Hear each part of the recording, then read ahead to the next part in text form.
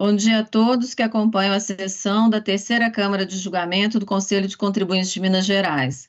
Com a composição regimental verificada, declaro aberta essa sessão, cumprimentando os senhores conselheiros, senhor procurador do Estado, senhora assessora de Câmara e todos que nos acompanham no dia de hoje. Iniciando os trabalhos, anuncio o item 1 da pauta, processo número 0100 33 063 que traz como recorrente Carandaí Agroindustrial Limitada. Esse processo tem como revisora essa conselheira e como relatora a conselheira Gislana, a quem eu passo a palavra para o relato. Muito obrigada, presidente. Eu desejo um ótimo dia a todos, uma excelente sessão. Essa autuação, ela trata da ocorrência da falta de destaque e recolhimento do ICMS devido nas importações que estão relacionadas no anexo 1 do auto de infração, em virtude da inaplicabilidade do Instituto da Isenção utilizado nessas operações, decorrentes aí do descumprimento de condição expressa, imposta e acordada pelo regime especial de tributação número 45 000017 81677. Foram, então, exigidos o ICMS devido nas importações pela alíquota de 18% sobre a base de cálculo apurada nos termos da legislação, a multa de revalidação de 50% do ICMS não recolhido, conforme disposto no inciso 2 do artigo 56 da Lei 6763, e a multa isolada de 20% sobre a base de cálculo apurada, por não haver consignado ou consignar com valor igual a zero nos documentos fiscais que cobertaram as operações, nos termos do artigo 55, inciso 37 da Lei 6763, observando-se o limitador estabelecido pelo artigo 55, parágrafo 2º, inciso 1 da mesma lei. A empresa, então, inconformada, apresenta sua impugnação, alega que teve concedido o regime especial citado em julho de 2019, por prazo indeterminado, para isentar do pagamento do ICMS as entradas de mercadorias decorrentes de importação direta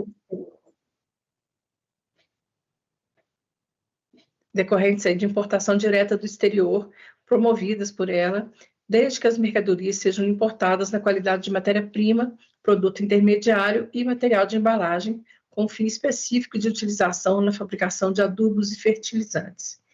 Que a situação representa uma revaloração do significado anteriormente atribuído à expressão modificação, que somente poderia surtir efeitos em relação a fatos geradores futuros, na forma do artigo 146 do CTN. Que a autoridade fazendária revogou o regime especial tributário e passou a considerar que a impugnante não preencheria os requisitos para fazer jus ao regime, o que originou a presente autuação a partir de 1º de março de 2019, retroagindo os efeitos para além da data da concessão. Esse ato administrativo que retroagiu esses efeitos, considerou como devido o imposto muito antes da sua concessão, viola flagrantemente o princípio constitucional da legalidade, haja vista a previsão disposta no artigo 146 do CTN, que trata dos efeitos para frente, também conhecidos como ex nunc. A autoridade fiscal exige o pagamento do débito de ICMS como se fosse saldo devedor de ICMS, o que representa um equívoco conceitual pela não recomposição da conta gráfica, tendo em vista que seria necessário aferir se a infração imputada recorrente acarretaria o pagamento de ICMS ou apenas a redução do saldo credor existente na sua escrita fiscal. Prossegue aduzindo que o regime fiscal foi revogado de ofício em 4 de maio de 2023 pelo suposto descumprimento a um dos requisitos de concessão, o que certamente violou a regra da legalidade e, por conta disso, são vastas as decisões judiciais que se posicionam de modo favorável às pretensões da impugnante, que não deve ser aplicado ao efeito de retroação da decisão desfavorável ao impugnante, o qual, nos termos da legislação, apenas incide quando a decisão é favorável ao beneficiário do regime especial. Que é possível identificar que essa revogação do benefício com produção de efeitos pretéritos contraria o CTN, especialmente o artigo 146 e as inúmeras decisões judiciais, como já citado. E após tecer extensas considerações e observações sobre o Instituto de Isenção e da Imunidade, conclui que o imposto passa a existir com a ocorrência do fato gerador. O sujeito passivo cumpre as obrigações acessórias e apenas se encontra exonerado do cumprimento da obrigação principal. Destarte, com a revogação da isenção, não haveria criação de tributo. Também apresentou preleção a respeito da aplicabilidade das multas, que entende confiscatórias, disserta sobre o princípio da proporcionalidade e seus subprincípios, a adequação, a necessidade e a proporcionalidade em sentido estrito, e também sobre o princípio da vedação ao confisco. Então, conclui pedindo o cancelamento do auto de infração. Na hipótese da sua manutenção, requer que o crédito tributário seja somente a partir da revogação do regime especial correspondente, a partir de 4 de maio de 2023, com fundamento no artigo 146 do CTN e a prevalência do efeito ex nunc. Subsidiariamente, caso não seja reformulado o lançamento do crédito tributário, requer a redução da multa de revalidação para o percentual mínimo e a redução da multa isolada para o patamar mínimo legal, limitado às diretrizes do STF e do Tribunal de Justiça de Minas Gerais.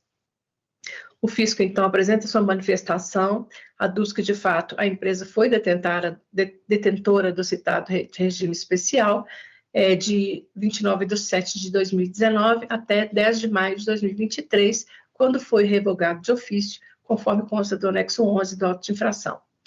No entanto, ao contrário do que foi alegado pelo impugnante, não foi a revogação do RET que culminou na lavratura do auto de infração, mas sim a constatação feita pelo fisco das irregularidades de forma reiterada na aplicação do regime especial, tais como as operações constantes da peça fiscal em análise, que levou à revogação. Que verificou-se que a autuada sistematicamente realizava importações de mercadorias que eram imediatamente revendidas para empresas do mesmo grupo empresarial, localizadas em outros estados, sem sofrer qualquer processo de industrialização no estabelecimento do importador e sem o pagamento do ICMS na importação, sob a alegação de estar amparada pelo citado regime especial. No entanto, o regime concedido sempre objetivou atrair ou incentivar indústrias de fertilizantes que quisessem operar em Minas, de forma a obter um maior valor agregado às mercadorias produzidas no Estado. Esse regime especial de tratamento tributário setorial, que é disponibilizado ao setor de fertilizantes, estabeleceu a isenção do ICMS na importação de mercadorias destinadas a serem submetidas à etapa de industrialização do estabelecimento importador mineiro. Por esse motivo é que o RET sempre explicitou que a isenção de insumos importados estaria condicionada ao seu emprego pelo próprio importador em seu processo industrial. Essa condição pode ser encontrada no regime especial no seu artigo 1º, seu parágrafo 3º, no artigo 4º, que vigiu até de 2019 a 2022, ou nos artigos 1º e seu parágrafo único, artigo 2º e artigo 5º, que tiveram vigência de março de 2022 a maio de 2023. Prossegue aduzindo que a autuado tinha plena consciência dessa condicionante para fruição do benefício fiscal, tanto que regulamentou que regularmente encaminhava declarações assinadas pela sócia sobre esse teor, conforme consta do anexo 10 do auto de infração. Apresenta então uma cópia dessa declaração para melhor explicar ali o seu entendimento.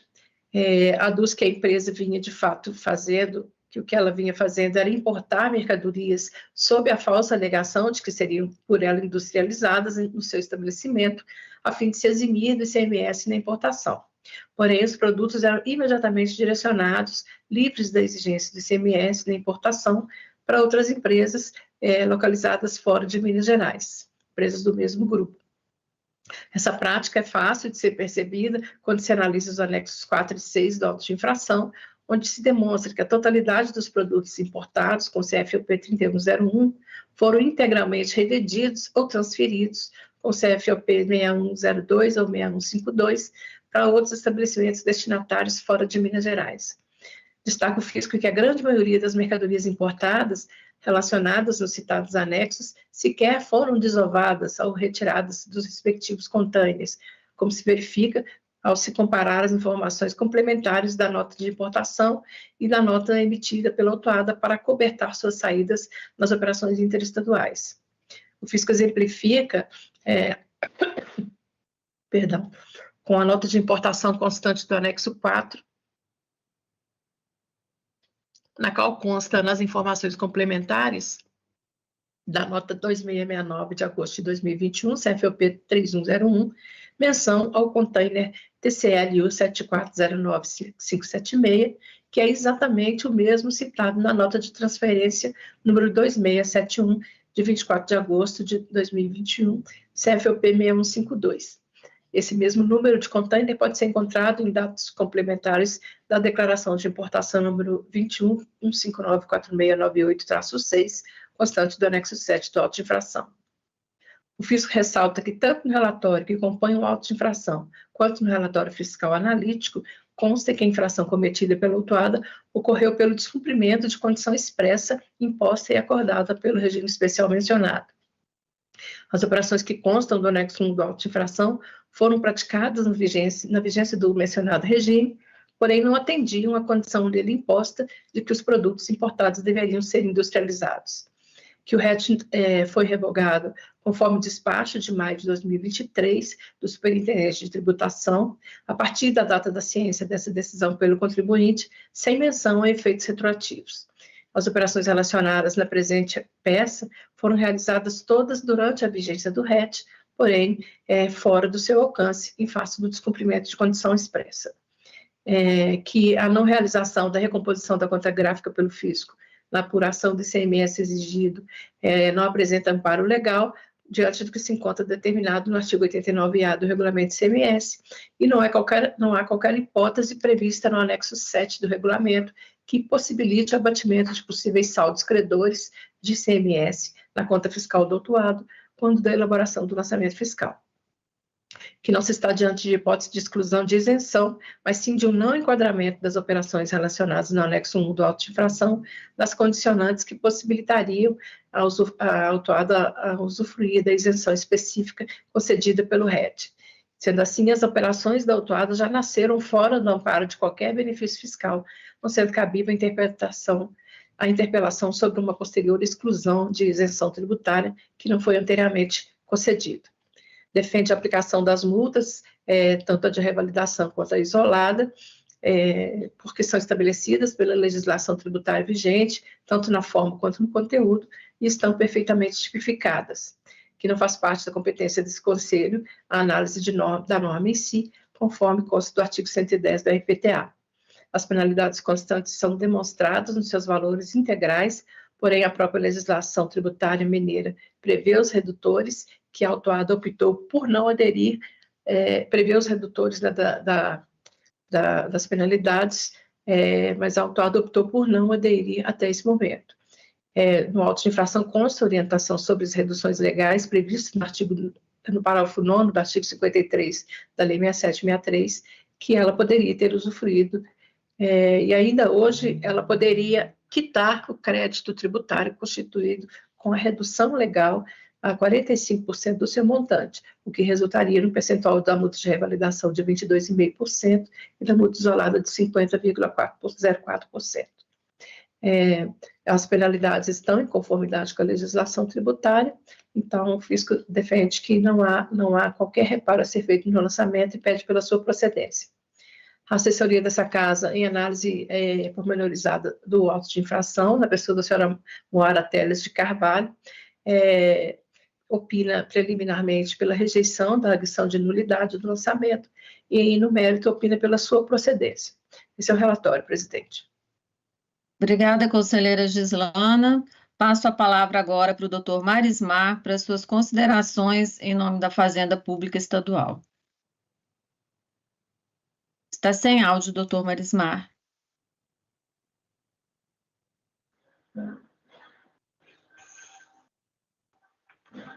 Excelentíssima doutora Cindy Andrade Moraes, presidente dessa gloriosa terceira Câmara do Conselho de Contribuintes, excelentíssima doutora Gislana da Silva Carlos, relatora da presente acusação fiscal, excelentíssimo doutor Dimitri Ricas Peterson, excelentíssima doutora Flávia Salles, que também compõe essa gloriosa Câmara do Conselho de Contribuintes.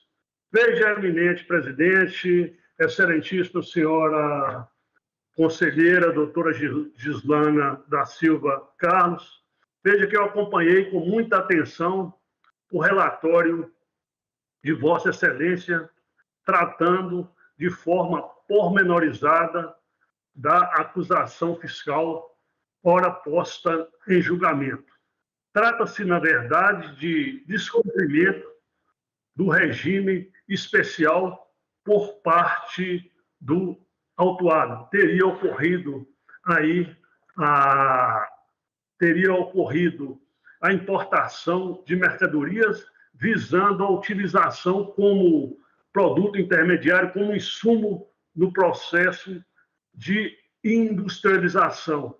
Essas mercadorias, no entanto, não foram utilizadas no processo de industrialização, mas sim vendidas para estabelecimentos do próprio grupo da empresa autuada. A eminente doutora Moara Teres de Carvalho, que proferiu o parecer neste processo tributário, ela destaca o seguinte, aspas, assim, conforme mencionado, o regime especial assegura a isenção do pagamento do imposto, desde que as mercadorias importadas sejam empregadas pelo próprio importador, no caso, a autuada, em seu processo de industrialização de adubos e fertilizantes. Continua a doutora Moara. Ocorre que, como verificou a fiscalização, em descumprimento ao acordado, os produtos importados foram integralmente revendidos ou transferidos para outros estabelecimentos destinatários fora do Estado de Minas Gerais, conforme demonstrado nos anexos que compõem o presente PTA.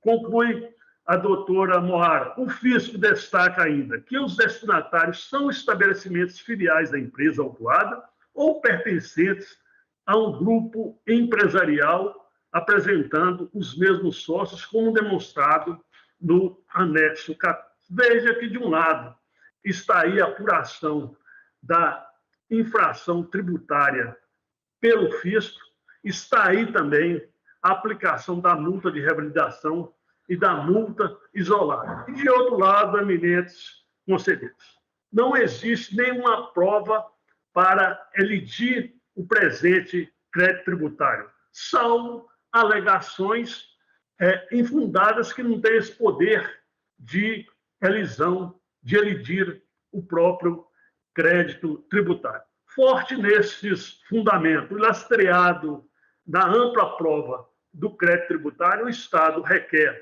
a procedência do lançamento como medida de justiça. Obrigada, doutor Marismar. O processo está em discussão. Estão todos esclarecidos? Sim. O voto, conselheira Gislana, por favor. Obrigada, presidente. A impugnante, ela defende aí a nulidade, né, do lançamento, uma vez que entende que se trata de bis in idem em relação às multas, né, de reabilitação isolada, que foram aplicadas de forma cumulativa. No entanto, acho que se trata aí de questão relacionada ao mérito, então eu rejeito a arguição de nulidade. O trabalho fiscal foi desenvolvido com base na análise dos documentos fiscais nos arquivos eletrônicos de envio obrigatório ao fisco, além do regime especial concedido à autuada, conforme consta do anexo 11 do auto de infração. A fiscalização informa que o descumprimento da condição se deve ao fato da autuada não ter promovido a industrialização dos adubos e fertilizantes no estabelecimento importador em Minas Gerais, com a aplicação dos produtos importados relacionados ao anexo 1 do auto de infração, conforme determina o artigo 1º, parágrafo 2º e 3º do artigo 4º e parágrafos seguintes, que vigiram até 22 de março de 2022, e do artigo 1º, parágrafo único, artigo 2º e artigo 5º, e parágrafos com vigência até maio de 2023, do regime especial de tributação já citado. Esse regime assegurou à impugnante a isenção do pagamento do imposto desde que as mercadorias importadas fossem empregadas pelo próprio importador, no caso aí pela própria autuada, no seu processo de industrialização de adubos e fertilizantes. Mas como verificou a fiscalização, em descumprimento o que foi determinado no regime especial, os produtos foram integralmente revendidos ou transferidos para outros estabelecimentos destinatários fora de Minas Gerais, conforme está demonstrado nos anexos 4 e 6 do auto de infração, e esse também, como bem observado pela assessoria, essa conduta não foi contestada pela defesa, nem pela autuada, né, na sua impugnação. O fisco destaca ainda que os destinatários são estabelecimentos filiais da empresa autuada ou pertencentes ao mesmo grupo empresarial, apresentando os mesmos sócios, como ele demonstra no anexo 14 do auto de infração. E o ponto principal discutido pela impugnante é em torno da alegação de que o regime especial foi revogado em maio de 2023, o que originou o presente auto de infração a partir de março de 2019. Mas, ao contrário do que está sendo alegado na defesa da autuada, não foi a revogação do RET que levou à lavratura do auto de infração, mas sim a constatação das irregularidades que foram praticadas de forma reiterada na aplicação do regime especial, assim como operações presentes constantes desse lançamento, isso é que levou à revogação do regime especial. A autuada sistematicamente fazia essas importações, que eram imediatamente revendidas para as empresas do mesmo grupo, de outros estados, não sofria qualquer processo de industrialização no estabelecimento do importador e não fazia o pagamento do ICMS na importação, sob a alegação desse amparo, né, do regime especial. Ele, que é um documento, né, que é um acordo claro que consigna que a isenção do pagamento está condicionada ao emprego pelo próprio importador no seu processo industrial, e isso não foi cumprido pela autuada, de fato, inclusive, na sua peça de defesa, ela não se defende e nem se diz contrária a essas imputações feitas pelo fisco. Ela tinha plena consciência dessa condicionante para a fruição do benefício fiscal, tanto que regularmente encaminhava declarações que eram assinadas pela sócia da empresa, contendo aí a informação de que estava cumprindo as regras do regime especial, né? Tem exemplos desse documento aí juntados aos autos. As operações foram realizadas durante a vigência do regime, porém, como demonstrado, não tem relação específica com o período em que o regime foi revogado. Na verdade, trata-se exclusivamente do descumprimento, durante todo o período, das normas aí previstas do regime especial.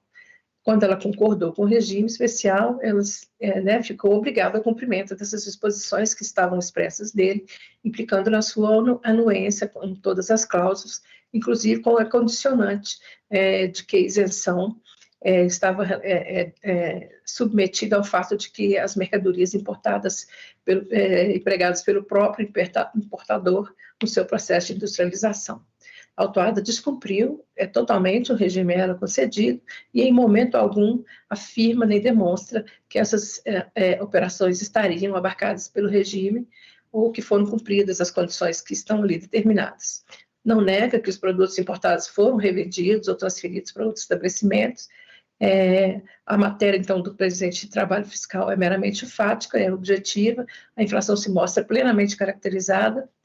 Em relação à não realização da composição da conta gráfica para apuração do ICMS exigido, nós temos já isso esclarecido, né? O lançamento que é objeto desse trabalho fiscal se trata de falta de destaque de ICMS devido pela aplicação indevida do ICMS.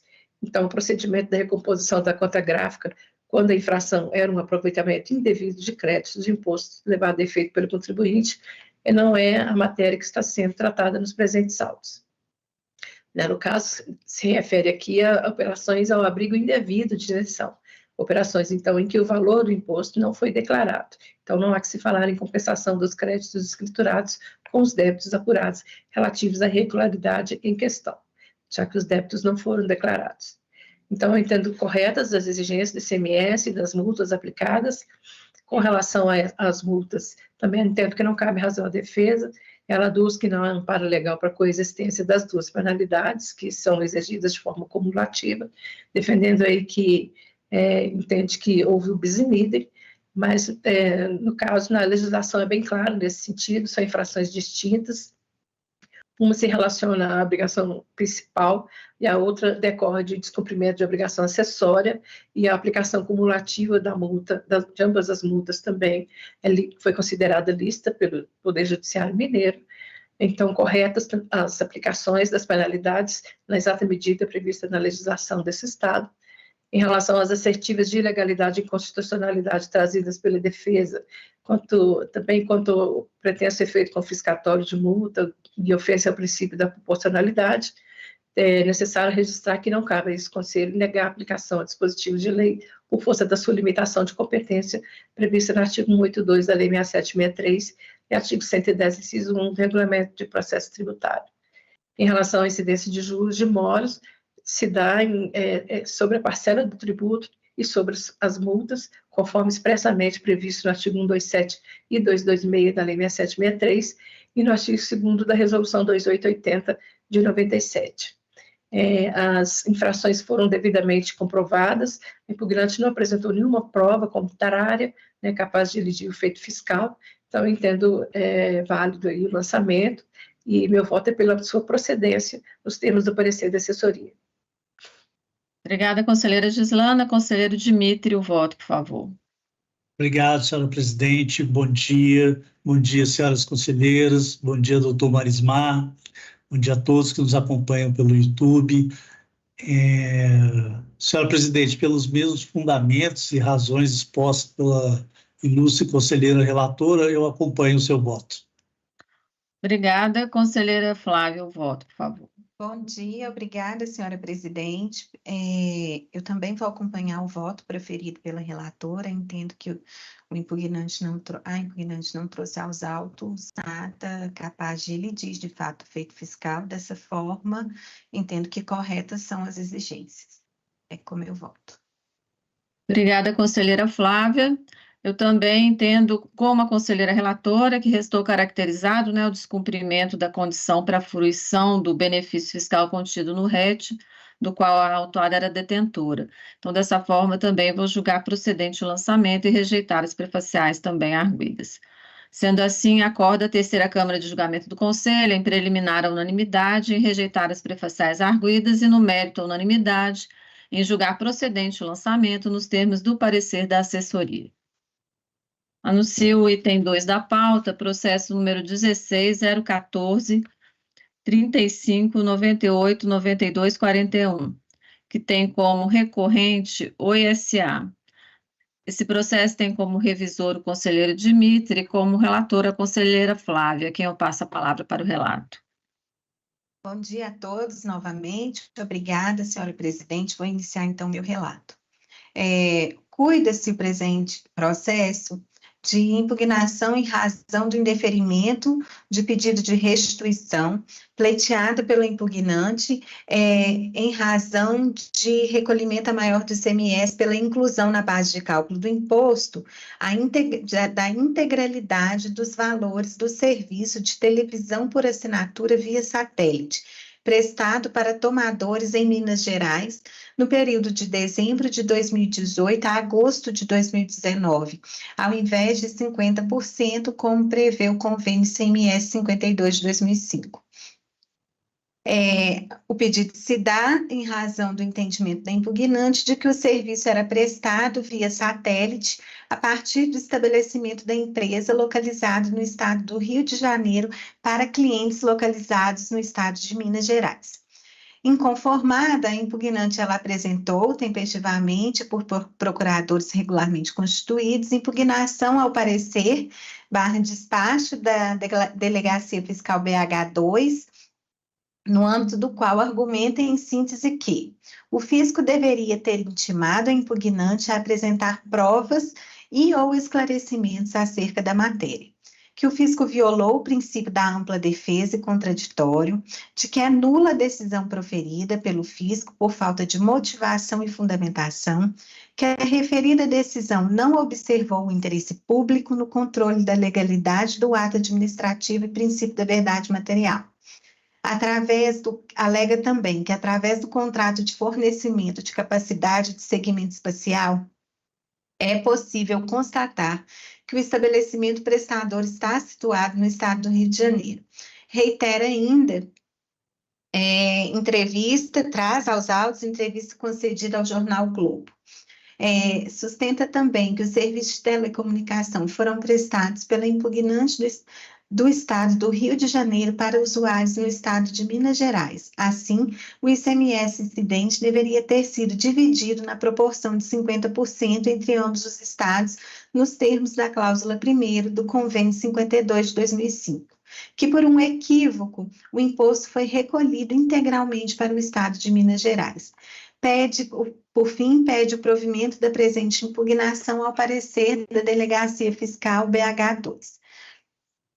Pede também que seja reformada a decisão, reconhecendo o direito de restituição dos valores de ICMS indevidamente recolhidos. O fisco manifesta-se nos autos, pede que seja julgada improcedente a impugnação, mantendo-se a decisão proferida no parecer da Delegacia Fiscal BH2. A delegacia sustenta em síntese que, desde a época em que o convênio ICMS 52 foi editado, a Oi Imóvel em recuperação judicial, incorporada pela impugnante, inscrita no CNPJ-X, emitiu para os assinantes localizados em Minas Gerais nota fiscal de serviço de comunicação modelo 21, série C02, com destaque do imposto devido calculado com base no valor total do serviço de televisão por assinatura via satélite. Que ao promover a emissão da nota fiscal de serviço, série C02, pela Oi Imóvel do Rio de Janeiro, especificamente a partir do mês de setembro de 2019, a impugnante acabou por recolher o imposto devido a Minas na proporção de 50%, conforme prevê a cláusula 1ª do Convênio ICMS 52 de 2005. Que a impugnante estava inserida na atividade 010224, acompanhamento especial de contribuinte da carteira, que tem por objetivo reunir, analisar e documentar as informações da empresa mensalmente, que o fisco, diante da redução do recolhimento do ICMS a partir de setembro de 2019, especificamente no serviço de televisão por assinatura via satélite, intimou a impugnante para explicação, e que, em resposta, a impugnante informou que o que motivou a emissão das notas fiscais através da Oi Imóvel do Rio de Janeiro foi o fato do sinal de transmissão para os satélites ser transmitidos através de antena localizada no Rio de Janeiro, e que, anteriormente, a transmissão era efetuada por meio de antena localizada no exterior. Sustenta também que o presente caso não se amolda à hipótese da cláusula 1ª do Convênio ICMS 52 de 2005, pois, afinal, está a tratar-se de ICMS devido sobre prestação de serviço de comunicação, no qual o estabelecimento prestador e o tomador do serviço estão localizados no estado de Minas Gerais. Que não assiste razão à impugnante no tocante à alegação da nulidade da decisão proferida devido à inobservância à verdade material e às formalidades previstas na legislação. É o relatório, senhora presidente. Obrigada, conselheira Flávia. Passo agora a palavra para o doutor Jonen para suas considerações em nome da requerente pelo prazo regimental de 15 minutos. Bom dia a todos. Bom dia, julgadores. Eu vou ser bem breve aqui nas minhas palavras, não pretendo tomar muito tempo.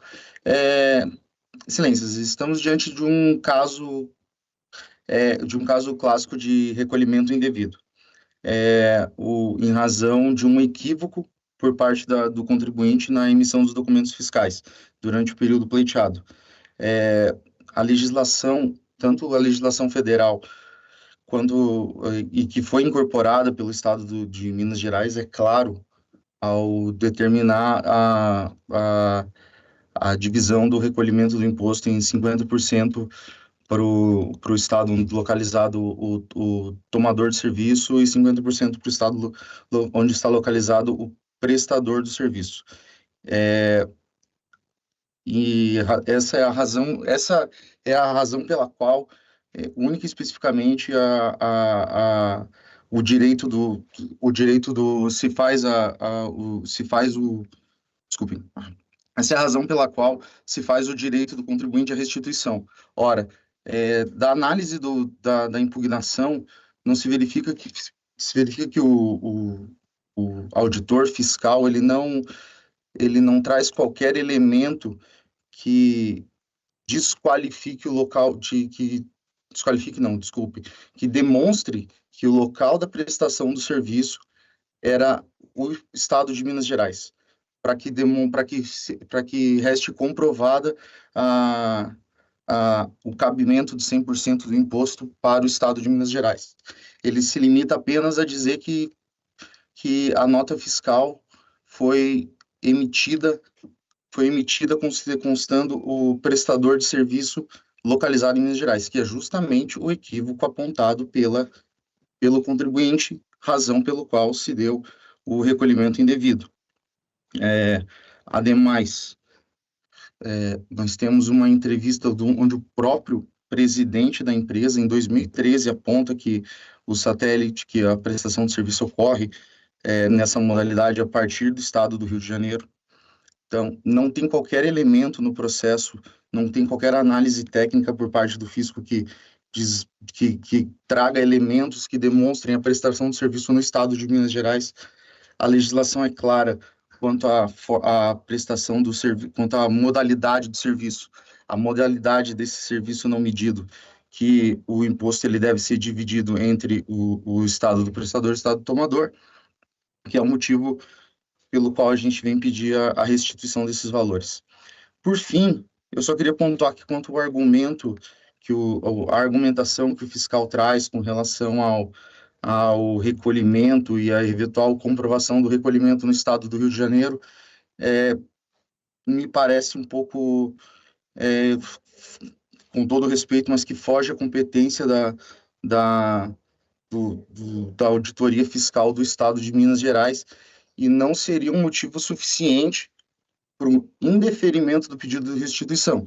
Ora, a restituição que decorre de um recolhimento indevido, ela não pode estar, o direito a essa restituição, ele não pode estar vinculado a um cumprimento de uma obrigação em outro estado ou a qualquer outro elemento que deixou de ser trazido na decisão na decisão de indeferimento, que foi no parecer de indeferimento que foi posteriormente homologado.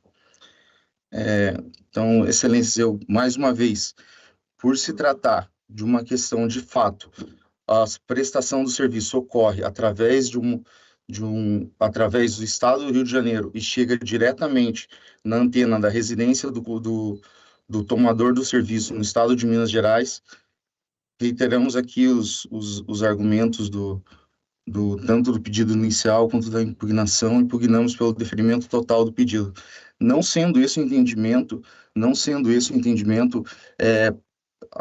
gostaria de solicitar de forma alternativa, que com todo respeito, me parece que seria o mais prudente que o processo fosse baixado em diligência para que fosse solicitado pelo fisco qualquer demonstração técnica de que o serviço de fato não é prestado no estado de Minas Gerais. Eu até peço desculpas que seria uma prova negativa, porque a gente já demonstrou nos autos que o serviço é prestado através do estado do Rio de Janeiro. Então, novamente, pugno pelo deferimento do pedido. Não sendo esse entendimento, a gente gostaria de solicitar que o processo fosse baixado em diligência para esclarecimentos complementares. Obrigado a todos pela atenção. Obrigada, doutor Jonem. Passo a palavra agora para o doutor Marismar para as considerações em nome da Fazenda Pública Estadual. Excelentíssima doutora Cindy Andrade Moraes, presidente desta Câmara, eminente doutora Flávia Salles Campos, relatora desse pedido de restituição, excelentíssimo doutor Dimitri Ricas Peterson, que acompanha essa Câmara, e excelentíssima doutora Gislana da Silva Carlos. Veja, senhoras conselheiras, senhor conselheiros, eminente advogado que fez sua sustentação oral, doutor Johnny Araújo Pereira. Veja que acompanhei com atenção o relatório da excelentíssima doutora Flávia Salles Campos. De igual modo, acompanhei também com absoluta atenção a tese da defesa posta aqui nos autos. E para maior objetividade, eminentes conselheiras, eminentes conselheiros, vou seguir aqui a linha de defesa do advogado e fazer o contraditório. Veja que, em primeiro lugar, o advogado ele reconhece, né, que e afirma que quando há um prestador de serviço no Estado e o tomador de serviço em Estado diverso aqui, nesse caso ele afirma que o prestador de serviço estaria no Rio de Janeiro enquanto o tomador estaria em Minas Gerais, ocorreria aí o pagamento de 50% do tributo devido para os estados. 50% para o Rio de Janeiro, 50% para Minas Gerais. No entanto, conforme afirmou o fiscal de forma contundente, não existe nenhum procedimento fiscal adotado pela empresa no sentido de observar essa modalidade de recolhimento do CMS que ele sustenta que estaria os estados que estaria sujeito no recolhimento do imposto. Começa daí. Nós temos uma legislação fiscal e o advogado e a empresa conhecem muito bem. No entanto, existe um absoluto descumprimento desta legislação fiscal que ele mesmo, que a empresa mesmo pretende aqui utilizar como base para um recolhimento. É um paradoxo. A tese de defesa começa de modo paradoxal, a tese de defesa de modo manifestamente contraditório. Veja, de outro lado, nesse mesmo ponto, o fiscal traz aos autos a cópia da nota fiscal, e aqui está colocada claramente nos autos, em que claramente se destaca, em que se coloca o tomador e o prestador de serviço em Minas Gerais com destinação do imposto para Minas Gerais, o que de fato teria ocorrido no presente caso. Mas não é só isso. Quando houve uma modificação na maneira de recolher o tributo a partir de 2019, o eminente fiscal, doutor Rogério Queiroz da Silva, intimou a empresa requerente e ela informou que, nesse período em que se pretende a restituição, esse período exatamente o Rio de Janeiro não oferecia antena para a prestação desse serviço e que esse sinal vinha do exterior. Veja que nesse período aí, em que se pretende a restituição, o prestador e o tomador de serviço estavam exatamente no estado de Minas Gerais. Somente a partir de 2019, a empresa passou a adotar o procedimento previsto lá no convênio ICMS 52/2005, recolhendo o imposto 50% para o Rio de Janeiro e 50% para Minas Gerais, onde está o tomador do serviço de comunicação. Veja que a empresa aqui, ao invés de fugindo-se do cumprimento das obrigações acessórias, pretende fundamentar um pedido de restituição com entrevista da empresa autuada. Nada mais equivocado, nada mais infantil do ponto de vista da prova que é exigida no processo tributário administrativo. Mas não é só isso, eminentes conselheiros, eminentes conselheiras. Pretende a empresa transferir uma prova constitutiva do seu direito para o Estado.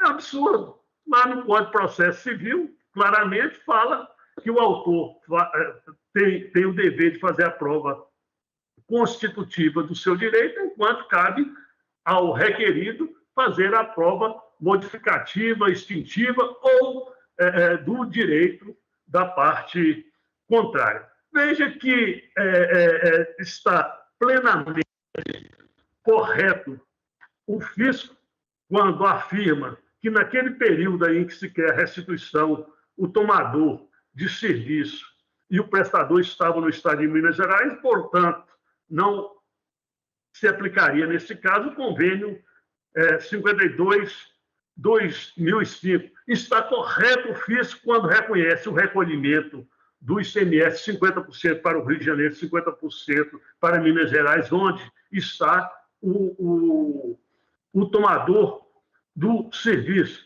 Então, eminentes conselheiros, o Estado de Minas Gerais, nesse contexto de prova e diante da legislação aplicável à espécie, o Estado requer seja julgado improcedente o presente pedido de restituição por medida de justiça fiscal. Obrigada, doutor Marismar. O processo está em discussão. Todos esclarecidos? O voto, conselheira Flávia, por favor. Obrigada, senhora presidente. Eu informo ao doutor Johnny que recebemos o memorial encaminhado, agradeço doutor Marismar e ao procurador, ao senhor Johnny, os esclarecimentos que foram prestados aqui agora na tribuna.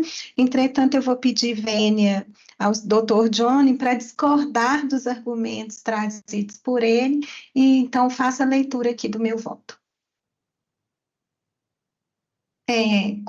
Cuida-se, em síntese, de impugnação em razão do indeferimento de restituição pleiteada pela impugnante pelo suposto recolhimento a maior de ICMS pela inclusão na base de cálculo do imposto da integralidade de 100% dos valores do serviço de televisão por assinatura via satélite prestado para tomadores em Minas Gerais no período de dezembro de 2018 a agosto de 2019, ao invés de 50%, conforme previsto no convênio ICMS 52 de 2005, conforme relatado.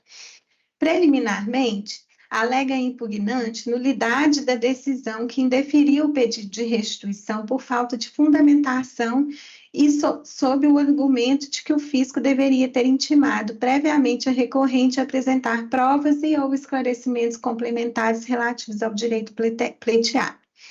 Contudo, razão não assiste a impugnante, pois o próprio artigo 28 da Lei 14.184 de 2002, que dispõe sobre processo administrativo no âmbito da administração pública estadual, estabelece que o interessado ou terceiro serão intimados se necessária a prestação de informação ou apresentação de prova, o que no caso dos autos não se fez necessário, pois, como destacado pelo fisco, ele detinha as informações sobre o procedimento adotado pela impugnante no caso da prestação de serviço de televisão por assinatura via satélite, uma vez que a Oi Móvel S.A. de Minas Gerais, incorporada pela impugnante há anos, emitia e escriturava e registrava nos arquivos do convênio ICMS 115 de 2003, as notas fiscais série C02, utilizado para o serviço em referência.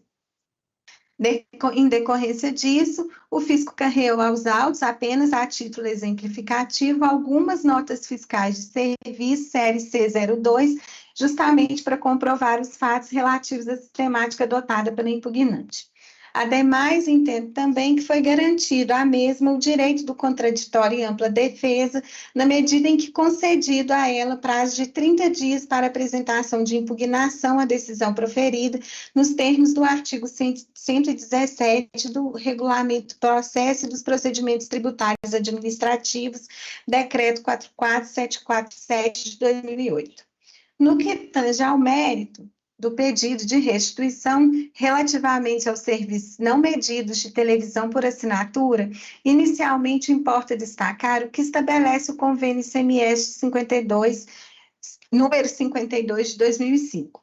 Na cláusula primeira, estabelece o referido convênio que, na prestação de serviços não medidos de televisão por assinatura via satélite, cujo preço do serviço seja cobrado por períodos definidos, efetuada a tomador localizada em unidade federada distinta daquela em que estiver localizado o prestador, a base de cálculo do ICMS devida a cada unidade federada corresponde a 50% do preço cobrado do assinante. Serviço de televisão por assinatura via satélite é aquele em que os sinais televisivos, são distribuídos ao assinante sem passarem por equipamento terrestre de recepção e distribuição. Referido convênio também estabelece as regras que obrigatoriamente devem ser observadas pelo prestador de serviço no que tange à escrituração dos documentos fiscais.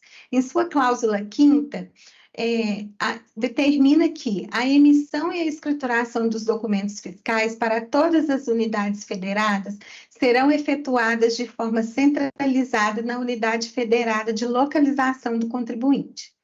Em sua cláusula 6ª, também determina que, relativamente à escrituração dos documentos fiscais relativos a prestações de serviços realizadas a tomadores localizados em unidade federada em que o prestador de serviço não estiver situado, este deverá, no livro de registro de entradas, proceder ao estorno da parcela do crédito a ser compensado com o imposto devido à unidade federada do tomador de serviço, segundo a cláusula 3ª.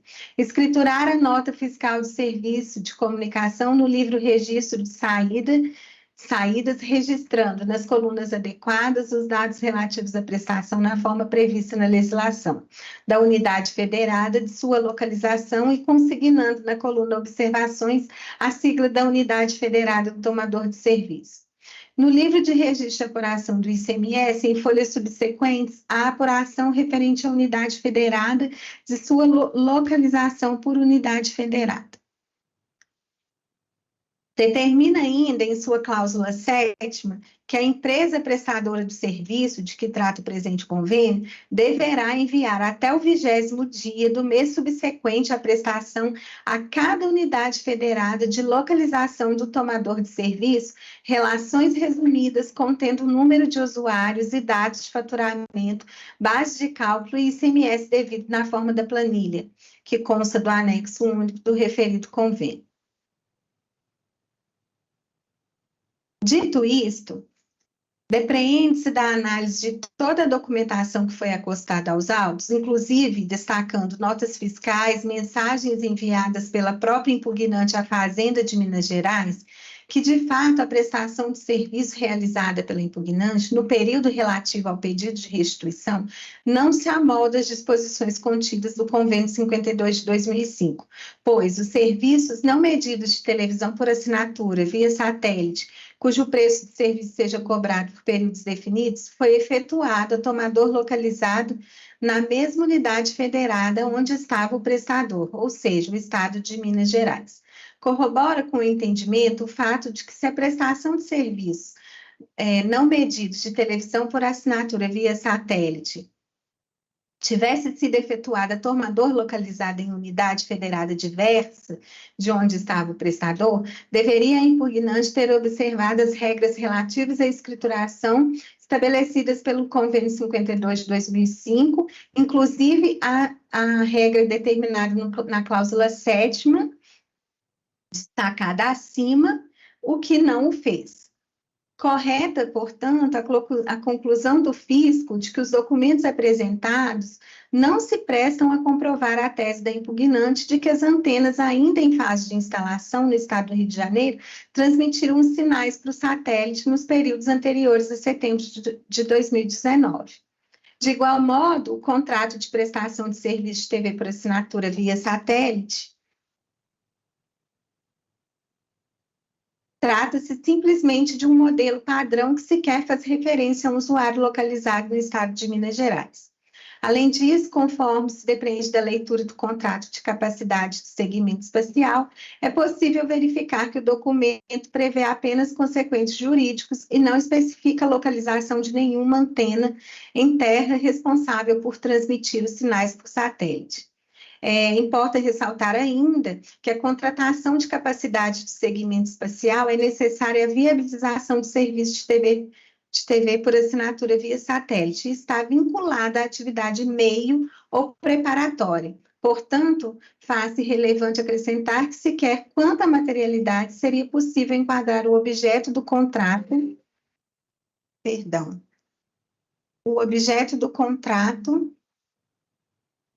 em serviço de telecomunicações, pois o artigo 3º do Regulamento do Serviço de Telecomunicações aprovados pela Anatel, cumulado com o artigo 61 da Lei nº 9.472/1997, determina que não se trata de serviço de telecomunicações, como bem destacado pela fiscalização em sua manifestação fiscal. Sendo assim, diante de todo o exposto, eu julgo improcedente a impugnação apresentada ao pedido de restituição. É como eu voto, senhora presidente. Obrigada, conselheira Flávia. Conselheiro Dmítrio, voto, por favor. Obrigado, senhora presidente. O voto da ilustre relatora foi muito minucioso, muito detalhado, muito preciso, né? Expôs todas as questões envolvidas na discussão, né? E eu não tenho nenhum reparo ou nada a acrescentar ao voto da relatora e eu acompanho integralmente. Obrigada, conselheira Gislana. Obrigada, presidente. Igualmente, eu acompanho a relatora no minucioso voto. Obrigada.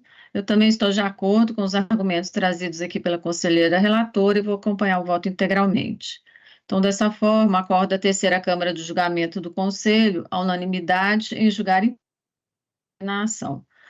Esse é o resultado, doutor Johnny. Agradecemos pela participação. Um bom dia. Obrigado, bom dia a todos. Da mesma forma, doutor Marismar, me parece que foi o último processo, né? Agradecemos muito pela participação. Bom dia. Agradeço. Bom dia. Bom dia. Bom dia. Gostaria de pedir um pequeno intervalo antes de darmos continuidade, por favor.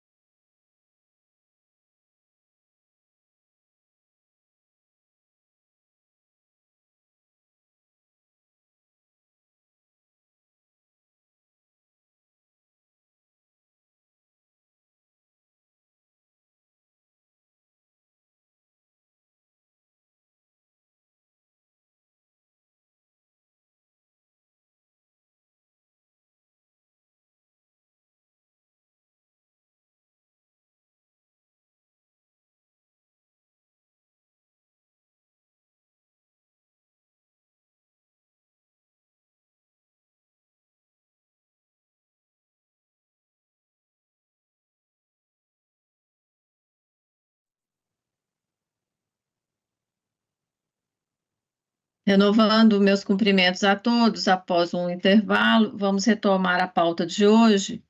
Anuncio, então, os itens 3 e 4, processos números 0100 34 52 855 39 e 0100 34 61 608 53, que traz como recorrente Juliano Zerbinato e tem como autuada TX Comércio Varejista de Metais Limitada. Esse processo tem como revisora a conselheira Gislana e como relatora esta conselheira. A autuação ela versa sobre a constatação de que a autuada emitiu documentos fiscais considerados ideologicamente falsos no período de maio de 2019 a julho de 2020, conforme ato declaratório da Delegacia Fiscal de Pouso Alegre, número 11.525.720, 35.1053, de 24 de maio de 2022. Está sendo exigida a multa isolada prevista no artigo 55, inciso 31 da Lei 6763, com o limitador previsto no artigo 55, parágrafo 2º, inciso 1 da mesma lei. Foi eleito para o polo passivo do lançamento o senhor Juliano Zerbinato, procurador responsável pela empresa TX Comércio Varejista de Metais Limitada, cuja inscrição estadual foi cancelada em 20 de 2 de 2021, e ainda o senhor Edson Aparecido Pinto, PTA final 5539, e o senhor Marcelo Urbano da Silva, PTA 0853, sócios administradores da empresa. O senhor Juliano Zerbinato apresenta impugnação, alegando em síntese que, em face do princípio da presunção de inocência, a Fazenda não pode ter certeza de que o peticionário emitiu ou utilizou o documento falso ou ideologicamente falso, que a procuração outorgada não tinha como propósito a gestão da empresa e que a responsabilização de terceiro somente pode ocorrer nos casos em que restar devidamente comprovado que o terceiro agiu com excesso de poderes no cumprimento do mandato ou a lei, o que não seria o caso. Que os atos de lançamento em questão não fazem qualquer caracterização sobre a conduta específica do impugnante que pudesse determinar a prática de ato ilícito para subsidiar a responsabilidade solidária, que é comum uso da procuração no ramo de sucatas e que, segundo seu conhecimento, o responsável pelas operações comerciais da TX Comércio Varejista de Metais Limitada seria o senhor Rodolfo Manzini, e que apenas mandatários com poderes de gestão podem ser responsáveis pelos débitos tributários. Cita julgados do CARF a respeito do tema em questão. Afirma que a responsabilidade tributária de terceiro prevista nos artigos 134 e 135 do CTN envolve debate, inclusive, sobre se qualquer sócio ou procurador pode ser responsabilizado, e sendo entendimento do STJ, a responsabilidade pessoal do sócio apenas surge quando há comprovação de que o mesmo agiu com excesso de mandato ou infringiu a lei, o contrato social ou estatuto, que para caracterizar a solidariedade prevista no artigo 124, inciso 1 do CTN, deve-se demonstrar de forma inequívoca o interesse comum na situação que caracteriza o fato gerador, e que a responsabilidade por infrações estabelecida no artigo 135, inciso 3 do CTN, deve ser atribuída somente se restar comprovado que tais pessoas exorbitaram suas atribuições estatutárias ou limites legais. Pede, então, pela procedência da sua impugnação. A fiscalização se manifesta sob os seguintes argumentos: que é preciso destacar, com relação aos argumentos preliminares, que as procurações anexadas aos autos de infração, datadas de 13 de 2 de 2019 e 20 de 11 de 2019, e com validade de 8 meses cada, atribuem ao peticionário Juliano Zerbinato poderes amplos, gerais e ilimitados para gerir e administrar todos os bens e negócios da outorgante, qual seja a TX Comércio Varejista de Metais Limitada, à época representada por seus então sócios. Que não há que se falar de legitimidade passiva do peticionário, dada a amplitude de seus poderes na administração da empresa.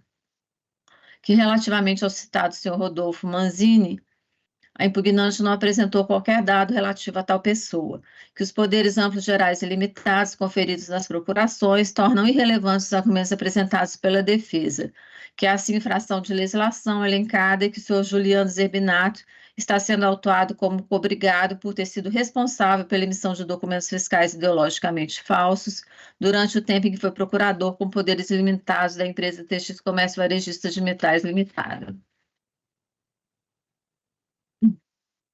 Concluo, então, que não há dúvida sobre a aplicação da penalidade combinada no presente auto de infração pedido pela procedência do lançamento. É esse o relatório. O processo está em discussão.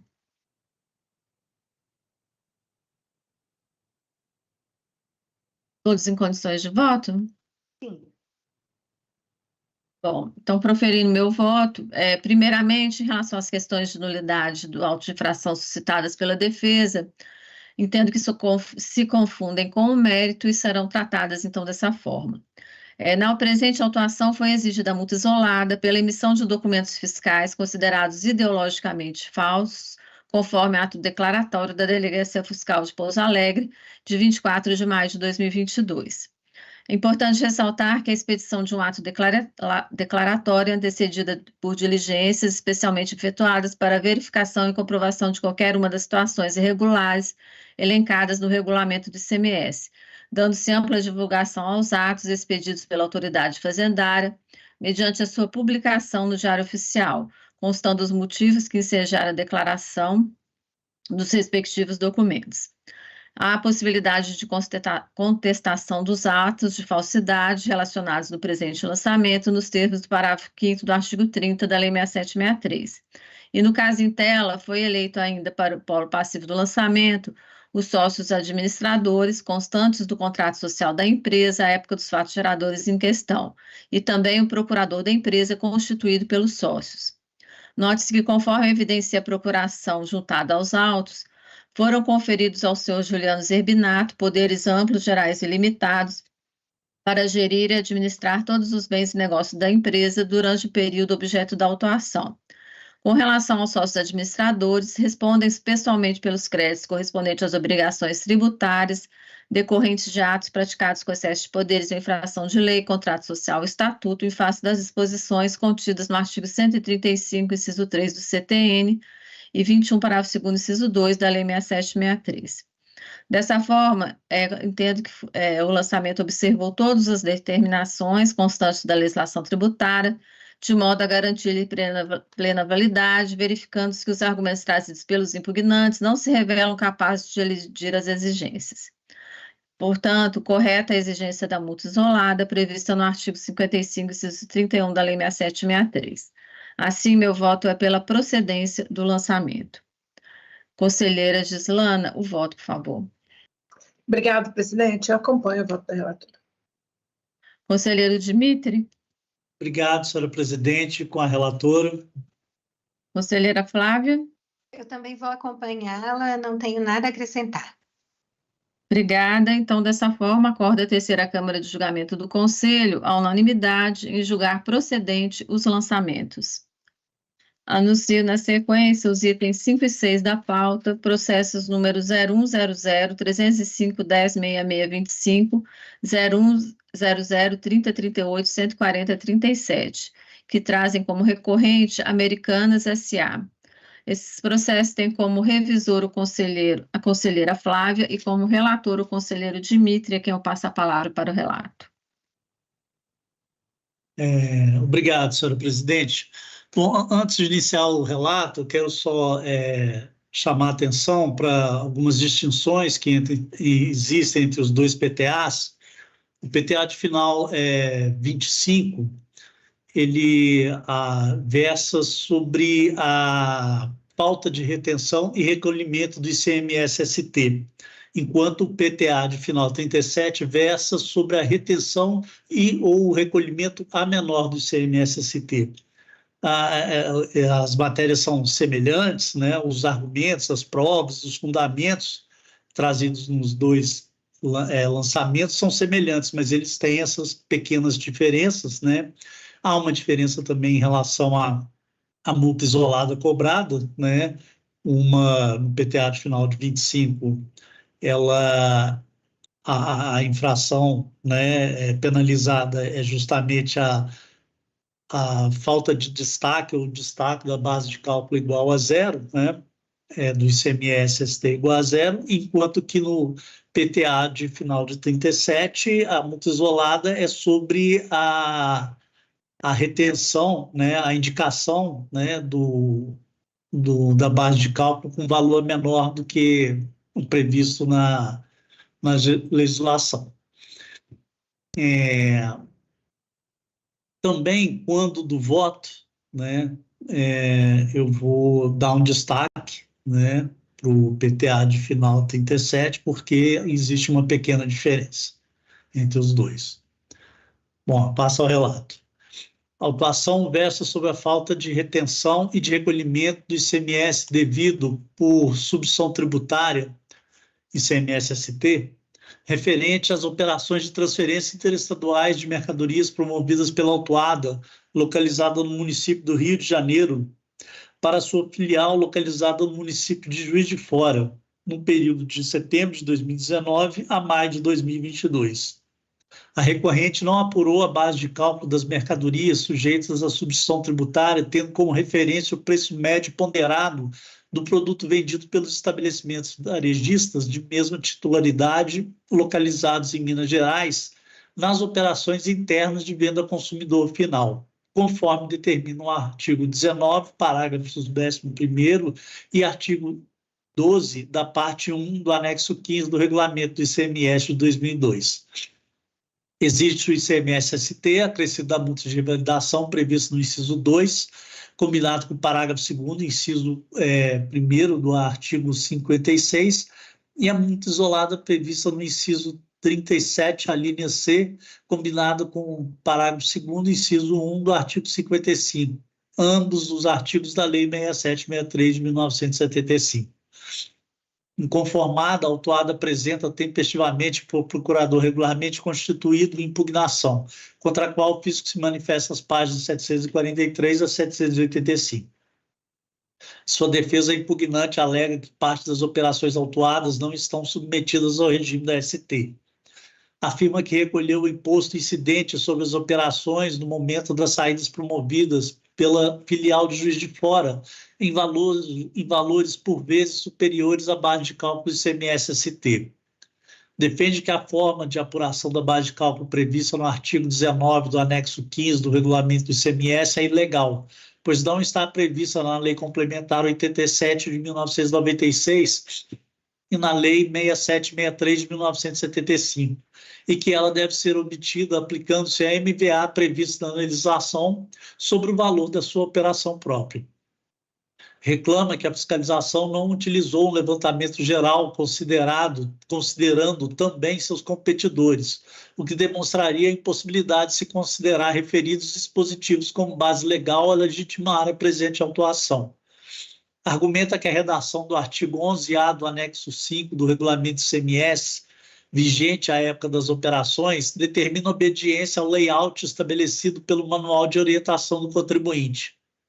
Aduz que a nota fiscal eletrônica deve ser emitida com base no layout estabelecido nesse manual, o qual não possibilitava apurar a base de cálculo ICMS-ST pelo preço médio de saídas na forma exigida no auto de infração, mas apenas por pauta ou por aplicação de MVA, margem de valor agregado. Reclama que, diante disso, a aplicação dessa base de cálculo implicaria em verdadeiro contrassenso e óbice operacional intransponível. Considera que a multa de revalidação e a multa isolada aplicada penalizam uma única conduta, a de utilizar a base de cálculo incorreta para a determinação do ICMS-ST. Deduz que a multa isolada deve ser cancelada pelo princípio da consunção e da vedação ao bis in idem. Acusa o caráter confiscatório das penalidades aplicadas. Em sua manifestação, o fisco inicialmente faz explanações sobre a classificação fiscal na nomenclatura comum do Mercosul, NCM, dos produtos os quais a impugnante defende não estarem sujeitos ao regime da ST. Em relação ao produto granola, diz que a autuação se baseou na NCM informada pela própria autuada nas notas fiscais autuadas. Aduz que a reclamante não apresentou a NBM que acredita ser a correta nem a justificativa do seu entendimento.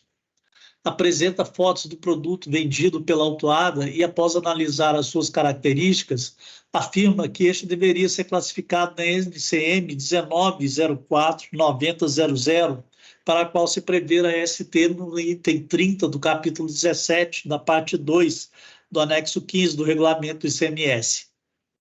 Em relação ao produto farinha P. Empanar Romariz Panko 200 gramas, O fisco expõe e analisa suas características e conclui que este deve ser classificado na NCM 1905-9090 e se encontra sujeito à ST prevista no item 62.1 do capítulo 17 da parte 2 do anexo 15 do regulamento do ICMS.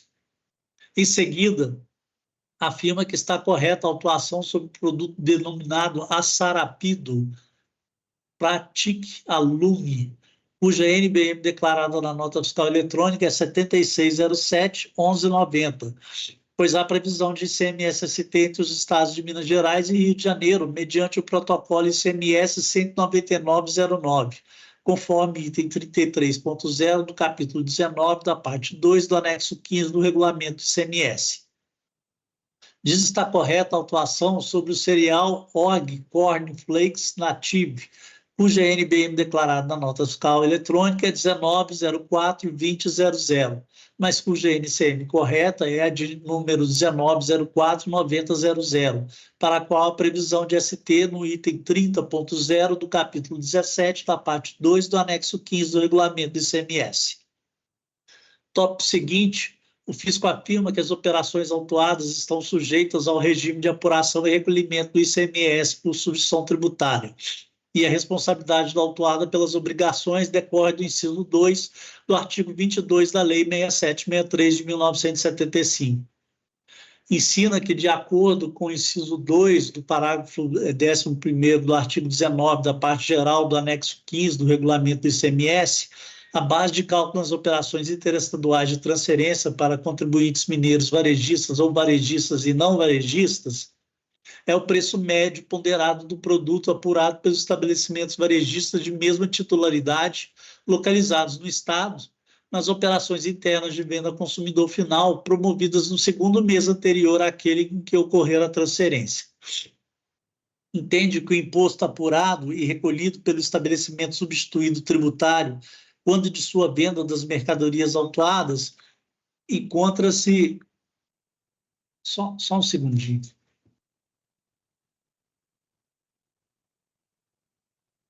Entende que o imposto apurado e recolhido pelo estabelecimento substituído tributário, quando de sua venda das mercadorias autuadas, encontra-se em desacordo com a legislação e não tem o condão de legitimar a falta de recolhimento do ICMS-ST apurado nos autos, tampouco suprimir ou substituir a forma de apuração da sua base de cálculo conforme previsto na legislação. Destaca que considera-se esgotado o prazo para pagamento do imposto quando a nota fiscal que documentar a saída de mercadoria não contém o destaque do seu valor, conforme artigo 89, inciso 4 do regulamento do ICMS de 2002. Ressalta que eventuais valores indevidamente recolhidos pela filial podem ser objeto de pedido de restituição. Tópico seguinte, o fisco defende que a forma de apuração da base de cálculo do ICMS-ST em questão, prevista no artigo 19 do anexo 15 do regulamento do ICMS, encontra amparo no parágrafo 6º do artigo 8º da Lei Complementar número 87, de 1996, o qual dispõe que a base de cálculo em relação às operações ou prestações subsequentes poderá ser o preço ao consumidor final usualmente praticado no mercado considerado. Diz que, nesse sentido, também prevê o parágrafo 29 do artigo 13 da Lei 6763 de 1975. Observa que a cláusula 4ª do convênio ICMS 142 de 2018 prevê que o sujeito passivo por substituição tributária observará as normas da legislação tributária da unidade federada de destino do bem da mercadoria, do bem ou da mercadoria. Por conseguinte, o disposto no artigo 19, parágrafo 11º, inciso 2 da parte 1 do anexo 15 do regulamento do ICMS é a regra que se aplica ao caso em discussão. Conclui, portanto, que os dispositivos que fundamentam o trabalho fiscal respeitam perfeitamente o princípio da legalidade. Outro ponto, o fisco esclarece em que em nenhum momento o layout da nota fiscal eletrônica impediu que fosse informada corretamente o valor da base de cálculo, tendo em vista que o campo modalidade de determinação da base de cálculo do ICMS-ST não exige a validação no caso do seu valor não for apurado através da aplicação de MVA, margem de valor agregado. Observa que no caso de dúvida de preenchimento do arquivo eletrônico, cabe ao contribuinte questionar acessando os canais de atendimento da Secretaria de Estado da Fazenda de Minas Gerais, em vez de adotar o método que o convém. Afasta a acusação de bis in idem, pois a multa de revalidação está prevista no artigo 56, inciso 2, parágrafo 2º, inciso 1, do descumprimento da obrigação principal de recolher o ICMS-ST, e a multa isolada tem a sua hipótese jurídica capitulada no artigo 55, inciso 37, e se impõe pelo descumprimento da obrigação acessória de consignar corretamente a base de cálculo do ICMS-ST nos documentos fiscais.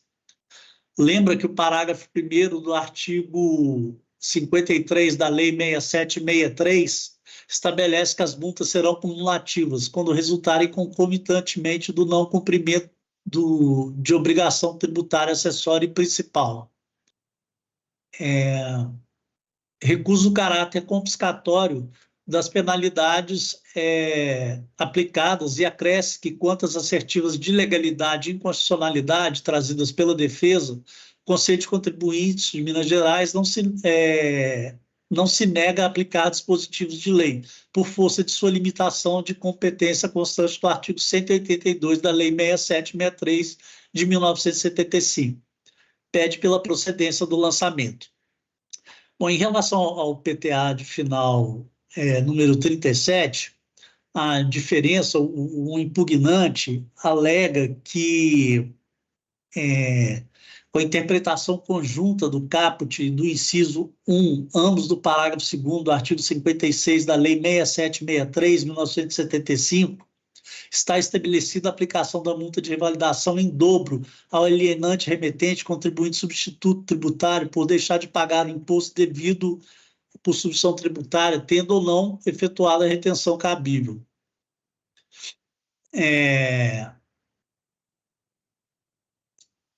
Perdão, deixa eu voltar um pouquinho atrás aqui, porque eu estou falando do argumento do fisco.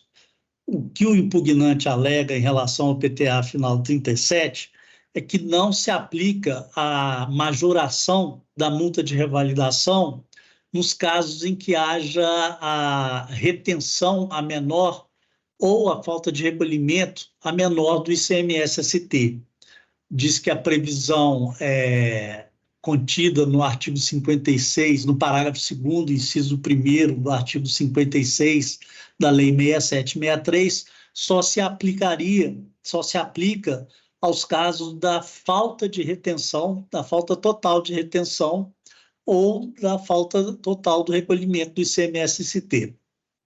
O fisco refuta, né, a alegação da impugnante, argumentando que as multas, né, a multa em dobro será calculada tomando-se como base o valor do imposto não recolhido tempestivamente no todo ou em parte. Essa a distinção que eu queria fazer em relação ao PTA de final número 37. É este o relatório, senhora presidente. Obrigada, conselheiro Dimitri. Os processos estão em discussão.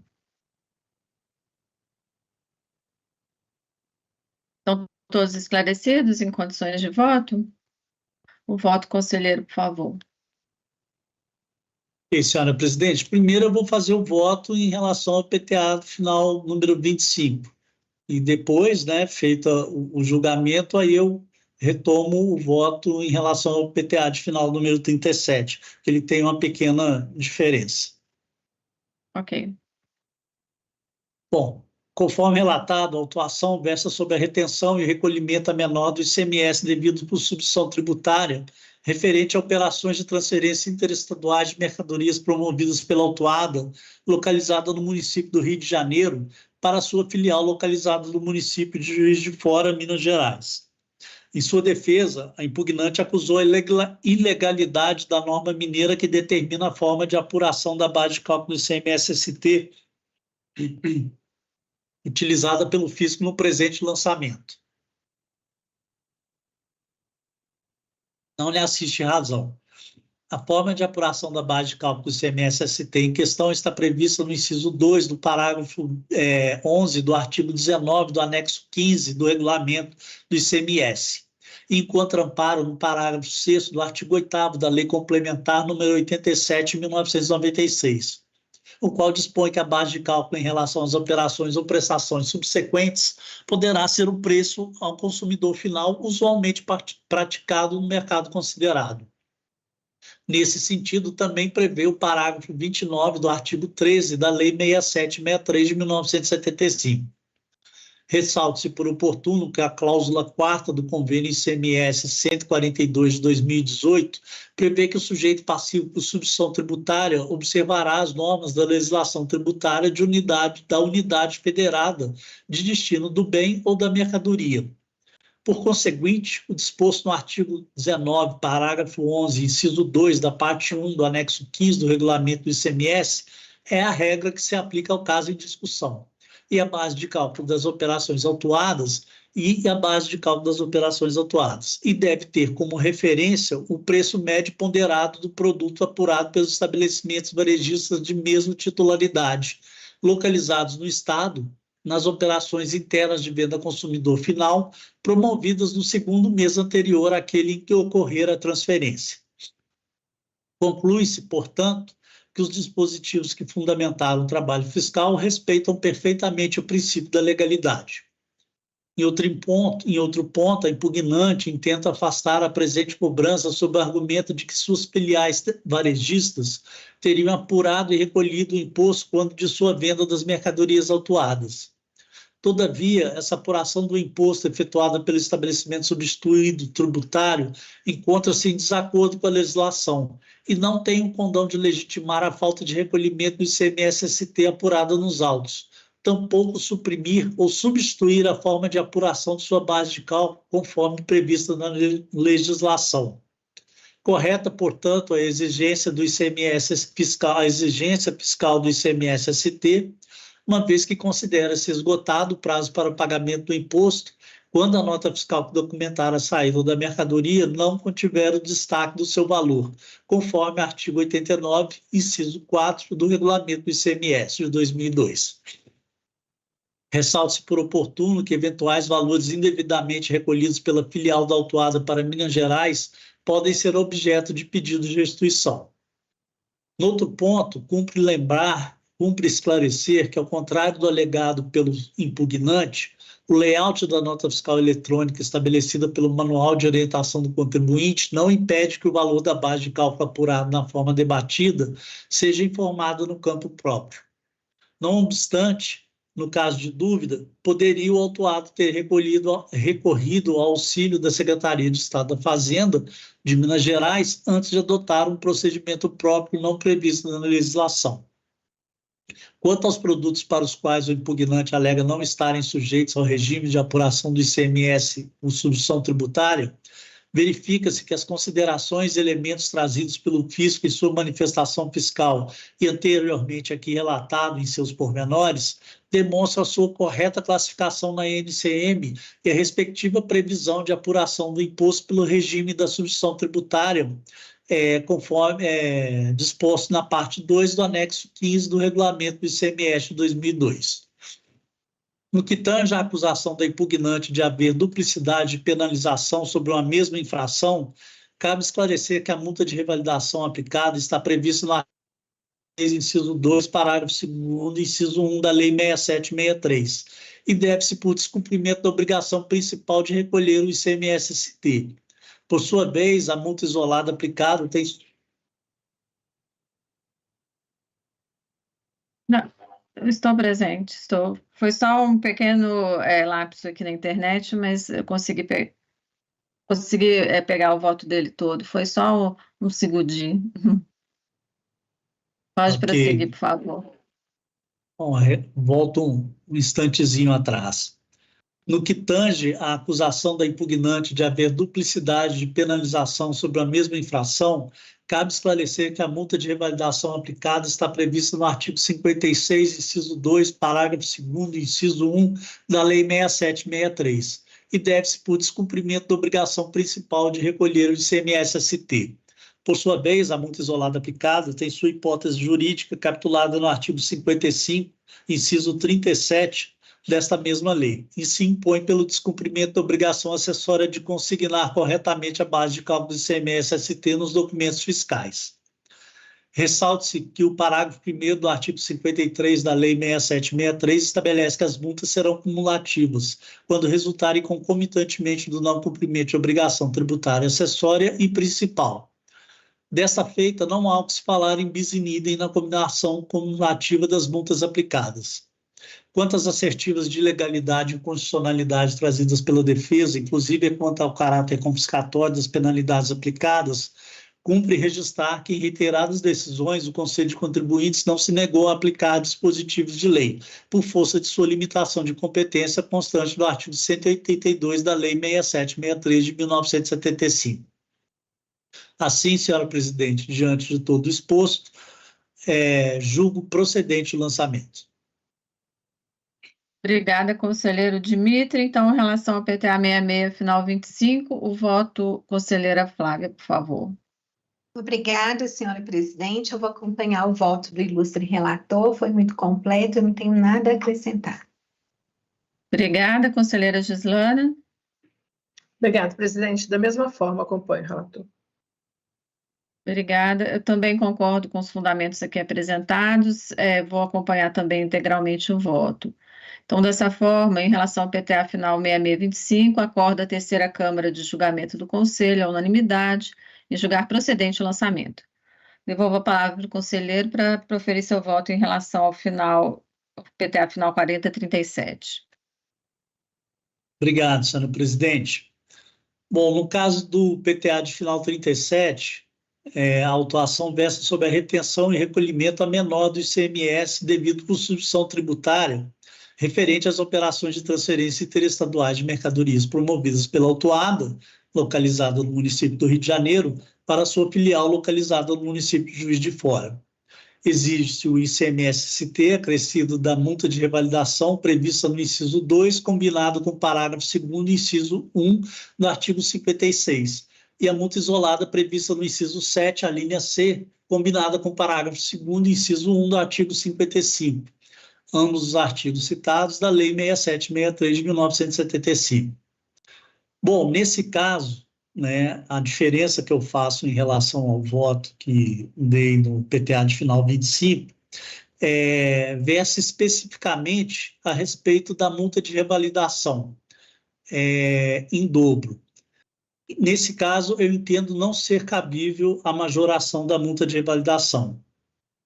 Conforme dispõe o inciso 1 do parágrafo 2º do artigo 56 da Lei 6763, as multas serão cobradas em dobro quando da ação fiscal por não retenção ou por falta de pagamento do imposto retido em decorrência de substituição tributária. No lançamento em questão, não houve falta de pagamento de imposto retido, pois o valor que foi retido foi recolhido. Por outro lado, não ocorreu a não retenção, mas apenas a retenção a menor do ICMS-ST. Dessa feita, não vislumbro, no presente caso, a ocorrência de pelo menos de uma das duas condutas infracionais descritas nos textos do dispositivo. Chamo a atenção por oportuno que, quanto às multas isoladas aplicadas nos dois PTAs ora relatados, elas se distinguem uma da outra e deixam clara qual a sua diferença. A penalidade aplicada no artigo 55, inciso 37, pune a falta de consignação de base de cálculo prevista na legislação, ou a sua consignação igual a zero. Por sua vez, a penalidade prevista no artigo 55, inciso 7, a linha C, pune a consignação do valor da base de cálculo menor do que o previsto na legislação. Percebe-se que, com a intenção de punir as distintas condutas, o legislador positivou objetivamente e especificamente duas penalidades. Não se contentou, nesse caso, em prever a punição apenas pela falta de informação ou a informação da base de cálculo ICMS-ST em valor igual a zero. A diferença no valor da informação também foi punida. Por sua vez, no caso da multa de revalidação, o legislador não previu dispositivo específico para majorar para penalizar de forma majorada a retenção ou o recolhimento a menor do ICMS-ST retido. Apenas a falta de retenção total ou a falta de recolhimento do imposto retido foi objeto de multa de revalidação em dobro. A ausência de um dispositivo específico majorando a multa pela retenção e pelo recolhimento parcial do imposto revela, no meu entendimento, que o legislador não quis ou se olvidou de agravar a pena aplicável àquela conduta específica contrária à lei. Eis, portanto, que, diante do exposto, no caso do PTA de final 37, julgo parcialmente procedente o lançamento para excluir a majoração da multa de revalidação aplicada. É como voto, senhor presidente. Obrigada, conselheiro Dimitri. Conselheira Flávia, o voto.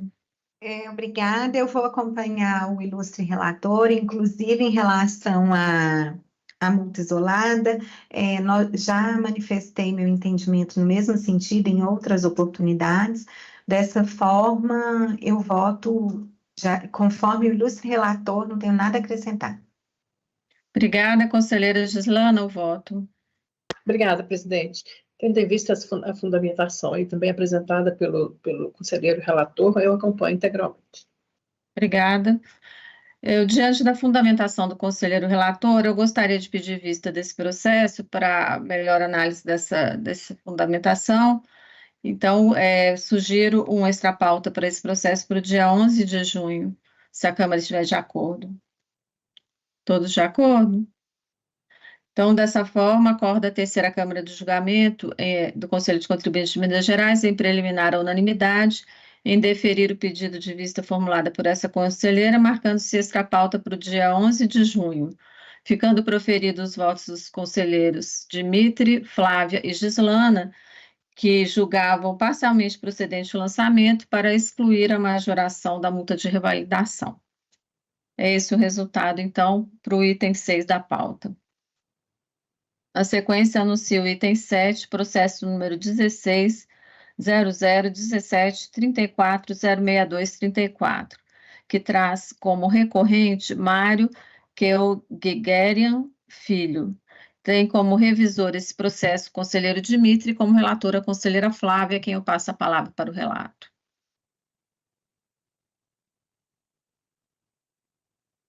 Obrigada, senhora presidente. Um instante só, por gentileza.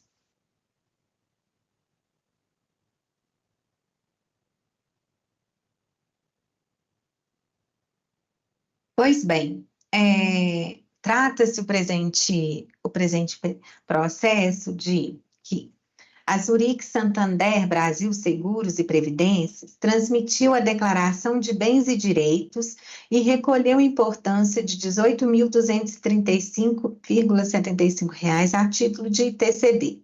Tal declaração fora transmitida em atendimento ao disposto no artigo 20A da Lei 14.941 de 2003, pela ocorrência do óbito de Maria Chamilian, que era titular do plano VGBL, cujo beneficiário era Mário Filho.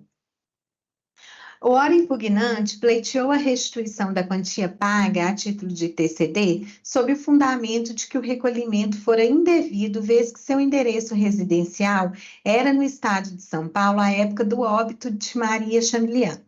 Em despachos de folhas 7 a 8, o delegado fiscal de Uberaba indeferiu o pedido com base nos artigos 12 e 20A da Lei 14.941 de 2003. Inconformado, o impugnante apresentou tempestivamente impugnação, sustentando que residia na cidade de São Paulo, Estado de São Paulo, na data do evento, 17/7/2023, bem como na data do recebimento do saldo de VGBL, 29/8/2023. Informa que somente em 12 de setembro de 2023 é que se mudou para a cidade de Uberaba. De forma a comprovar o alegado, anexa cópia de conta de energia emitida em 1/9/2023, em nome do impugnante, com o endereço na Rua São Bernardo de Lima, em São Paulo. Anexa também print de um contrato de mudança do endereço constantes na conta de energia para a Avenida Santos Dumont, 2519, apartamento 1201, em Uberaba, Minas Gerais. Consta também uma correspondência da própria Zurich Santander Brasil Seguros e Previdência, enviada para o mesmo endereço. Assim, entende o impugnante ser indevido o recolhimento do ITCD retido a favor do Estado de Minas Gerais, pois não assiste responsabilidade de recolhimento do tributo perante Minas, restando ser devida a restituição. Superada a questão do domicílio fiscal, entende também o impugnante que, nos termos do artigo 794 do Código Civil e entendimento jurisprudencial do Superior Tribunal de Justiça, o VGBL não é passível de integrar o acervo hereditário da pessoa falecida, não sendo fato gerador de TCD. Requer a procedência da impugnação. As folhas 29 a 34, o impugnante solicitou cópia do contrato. Ao impugnante foi solicitado pelo fisco cópia do contrato de VGBL que fornece por e-mail, não sendo tal contrato, entretanto, à luz da fiscalização, relevante para nenhuma argumentação contrária aos interesses e alegações dele.